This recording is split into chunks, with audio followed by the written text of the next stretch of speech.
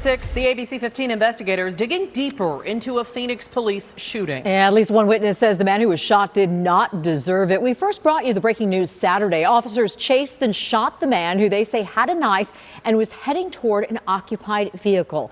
This happened in an industrial area near 27th Avenue in Thomas. Tonight, investigator Zach Crenshaw talks to activists and experts about the moment those shots were fired. Before he was rushed to the hospital with a gunshot wound, this man was running from two Phoenix police officers, both with roughly 5 years on the force.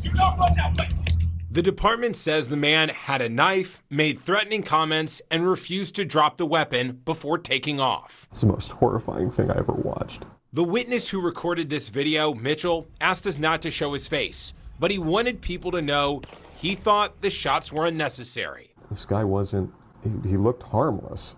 He was clearly homeless, transient, something along those lines. But retired Phoenix Police Assistant Chief Andy Anderson says the criminal and internal investigation will focus less on who the man is and more on how the officers perceived him as a threat. That's the most important part, is what were the officers thinking at the moment they made that decision.